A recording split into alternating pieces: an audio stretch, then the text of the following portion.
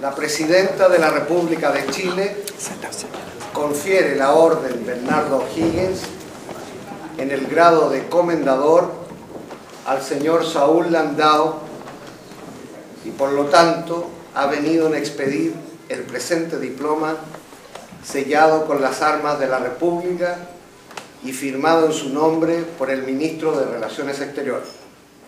Santiago, a 5 días del mes de octubre del año 2007. Firmado el Ministro de Relaciones Exteriores.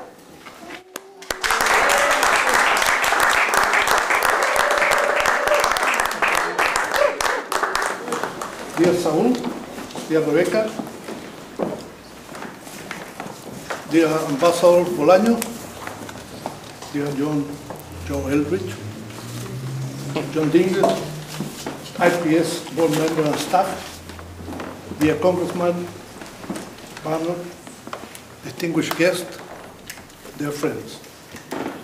Since 1811, when President James Madison nominated Joel Robert Ponce as his Consul General to Chile, many distinguished American citizens have played a significant role in Chilean development. Names such as Ponce, later Wheelwright, Evans, Campbell, Mates are part of the history of our country. Saul Landau belonged to this group of distinguished US citizens that have cooperated closely with Chile. He has been fellow of the Institute for Policy Studies in Washington, D.C. since 1972, as you very well know. He is an award-winning filmmaker, author, poet, and human rights activist. He established deep connection with Chile when he filmed the historic election of 1970 and then produced 2 films about Chile during this period.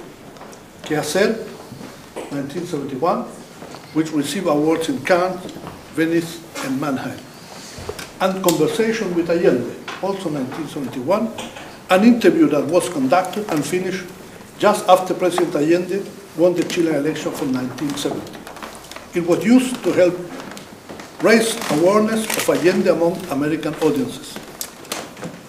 Dear Saul, after the coup d'etat, you helped to arrange for Orlando Letelier and other Chilean exiles, like my very dear and close friend Juan Gabriel Valdez, to work at the Institute for Policy Studies in Washington. And after the assassination of Orlando Letelier and Ronnie Moffett, you led an independent IPS investigation into the murders. You also developed a very close working relationship with FBI officers. In fact, in 1989, you nominated FBI Special Agent Robert Scherer for a Letelier Moffett Human Rights Award. Scherer, now deceased, has been key to breaking the Letelier case and to persuade the American Chilean agent Michael Townley to testify against others involved in the plot. Later, your investigation of the Letelier case resulted in the 1980 book Assassination on Embassy Road, co-authored with the former Washington Post reporter John Dinges. Thank you very much for being today here, John. This book remains the most detailed source of information about the case. You also have helped keep the pursuit of justice alive by supporting the annual Letelier Moffett Human Rights Award, hosted by Institute of Policy Studies. For 31 years, this event has brought together the human rights community of Washington to remember Orlando Letelier and Ronnie Moffett and recognize new heroes of the human rights movement in the United States and Latin America. Among those that have received this award are the Chilean Catholic organization Vicaría de la Solidaridad, 1986, and the Chilean judge Juan Guzmán, 2005. Dear Saul, for more than 3 decades, you have used your writing to raise awareness in the United States of the pursuit for justice on behalf of your colleagues Letelier and Moffett and other victims of the dictatorship throughout the world. You have also used your articles and your academic teaching to educate new generation of Americans to promote the respect for international human rights and democracy. The present and successful Chilean democracy is unthinkable without the unique, peaceful, and engaged fight against the violation of human rights. that was strong and indefatigable fight for us Chileans, but at the same time, a tackle challenge because of the unforgettable support and engagement from friends coming from all over the world. You were always in the front line of that heroic and memorable story. Dear Saul, on behalf of the Chilean government and on behalf of the Chilean people, I thank you very much for your permanent support and friendship for our country and for your commitment with democracy in Chile. The Order Bernardo Higgins represents one of the Chile's most precious distinctions. It was created to pay tribute to foreign friends of Chile, distinguishing the promotion of better understanding among foreign countries and Chile, or distinguishing science in altruism and in international cooperation. You fulfill all the requisites set by the Council of the Order to pay tribute to you.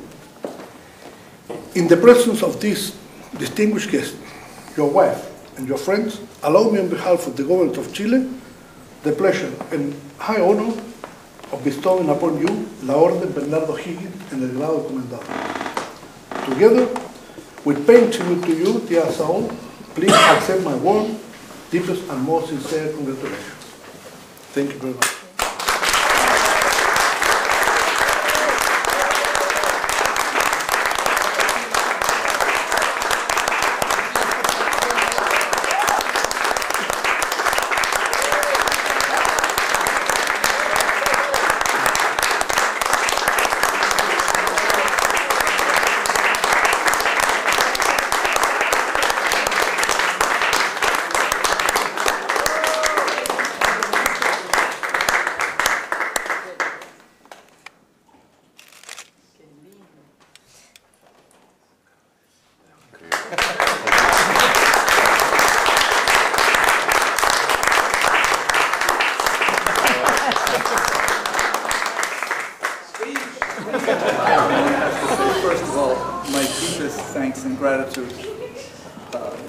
Ambassador and his wonderful staff at the Chilean Embassy. It's hard to start because, well, I guess I just need to look around the room and at my friend and my colleague, Marcus Raskin. Because on the day of the assassination of Orlando and Ronnie, he and IPS co-founder Dick Barnett made a courageous decision. And that decision was not to submit to terrorism. Instead of cowering, they appointed Isabel Morel, Orlando's widow, to take his place in the struggle against Pinochet's fascism. Isabel proved herself a formidable opponent, a tireless organizer and speaker, a great woman. And her 4 sons follow in that tradition. Wonderful young men, and I thank them all for turning out so well. Mark and Dick also had the courage to keep other Chileans on the IPS payroll, despite pressure from within the Institute to let them go. Juan Gabriel Valdez, Waldo Fortin, and Lilian Montesino stayed with IPS for many months on salary after the assassinations. Ann Barnett, are you here, Ann? I didn't see her. Anyway, she provided Dick with tremendous strength, and I want to thank her and recognize her and Nancy Lewis, who was always a stalwart defender and moral support to me. A source of inspiration. And I want to thank Bob Borisovich, who as IPS director for all those years supported the investigation without raising any hackles, and he supported all the publicity we did around the case. He also didn't complain, and he had plenty of reason to complain, as did Peter Weiss, who was the chair of the board and never vacillated in his commitment. Indeed, he was the one who suggested that we bring Orlando to IPS.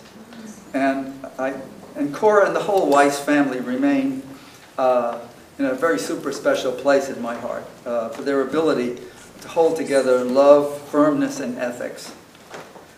And I know I gave all these people some cause to worry. And looking back, I really can't say I'm sorry. And I don't think they'd want me to. and my other colleagues, and current and past from IPS, my fellow trustees at IPS who have helped maintain the Institute, the donors to IPS, who also have maintained the Institute over decades and kept alive its history through the celebration of our departed friends and colleagues. I feel not only the warm glow of fraternity on a night like this, but gratitude. And that feeling extends to the larger community. And I look around and see so many friends, people who come each year to Sheridan Circle, who collectively remember that act of terrorism that shook the city, the nation, and much of the world. It's more than memory, it's a ritual in good citizenship that we do, one that transcends the normal processes of democracy and extends to the world of deep convictions. I know Eliana Lovelock and Peter Kornblum, of course, stayed at it all the time. Phil Brenner, Betsy Feet, Scott Armstrong, Barbara Gus, they always came through. And my contemporary colleagues, Sarah Anderson and John Cavano, also stand out as the carriers of the historical thread. And Sam Buffon, my God, without his work and that of Michael Tiger, this case could have sunk and been forgotten during those dark years. I won't mention who was president then. But he kept it alive, not just as a legal case, but in the State Department as well. And I thank you all. And I want to thank a special guy, Carter Cornick, who stayed with this case. He was the special agent in charge of the investigation. He showed up at Sheridan Circle amidst the blood and the glass and the wreckage, and he stuck with the case until he had collected the evidence to convict the scoundrels. And I admit I was suspicious after the FBI had sent some 70 agents into IPS as informants, just in the years prior to the murders. But Carter told me the first day, I'm a criminal investigator and I'm going to solve the case. And some of my colleagues thought I was a little naive, but I believed him. And thank God I was right. And thanks, Carter, also for teaching me the limits of ideology. He said killers kill, that's what they do. And when I tried to spin some of my highly theoretical schemes on him and his partner in crime-solving, Bob Scherer, whose insight also played, as the ambassador said, a very key role in breaking the case. May he rest in peace. You know, sometimes I think it's the only case that the Bureau ever solved. I'm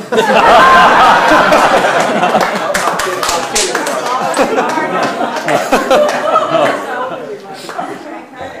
Seriously, I'm serious though. When honest officials do their job, despite pressure not to do it, and I think of Judge Juan Guzman in Chile, it makes them special.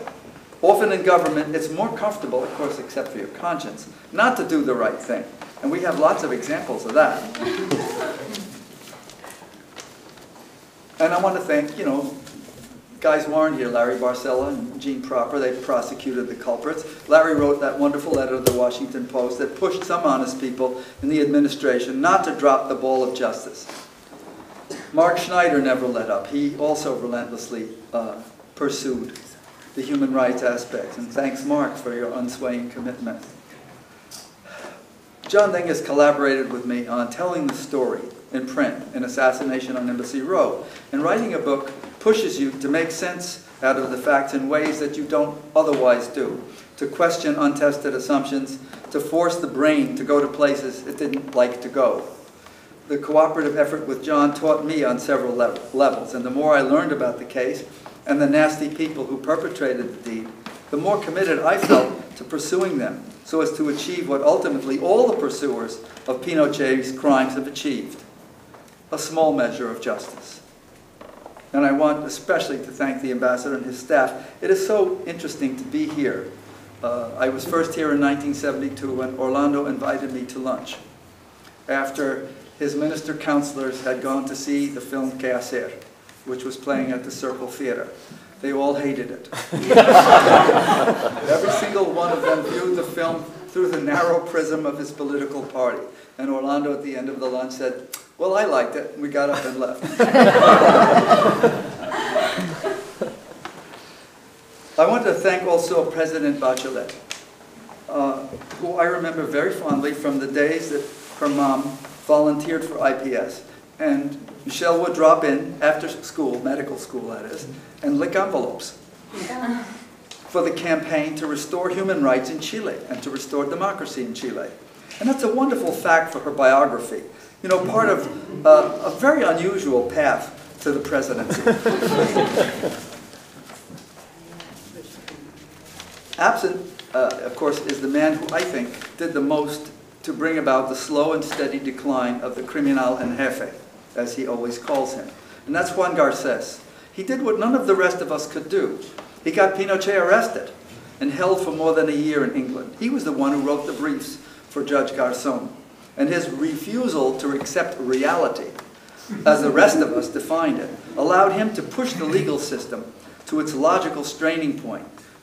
As the word you used, indefatigable battler for justice and human rights deserves more than my thanks. He is a real model. My wife Rebecca stood by me in my craziest and most frenetic and paranoid hours. She even occasionally humored me as I made jokes about those wicked anti-Castro Cubans who swore to kill me.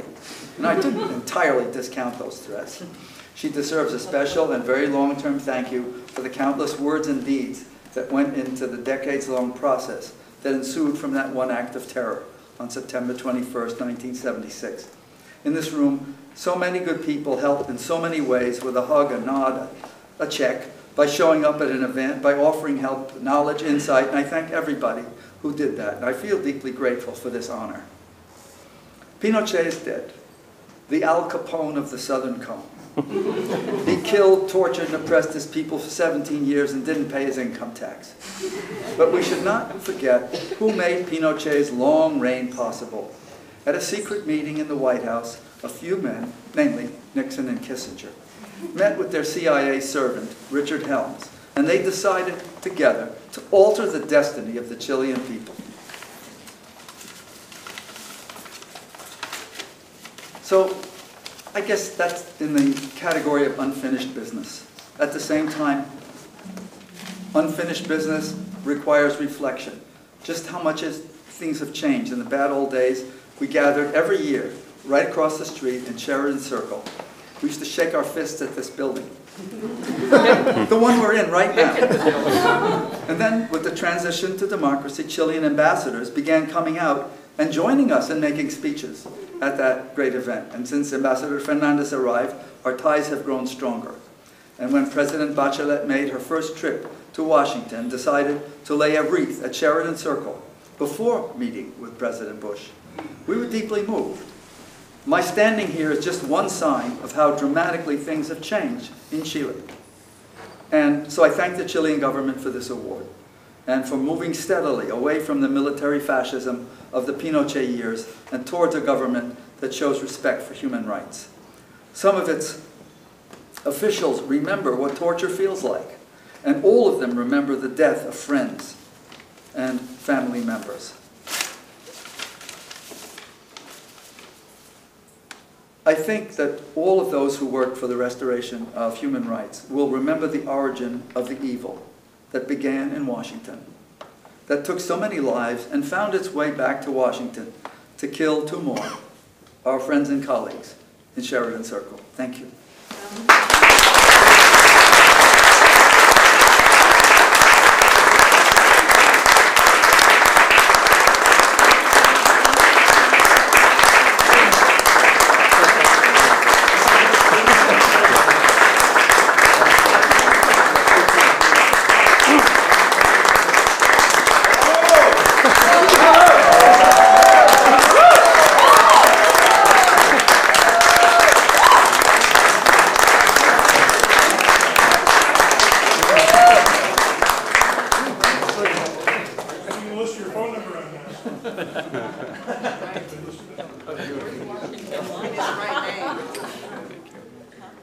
I think Saul gets the last word on this one.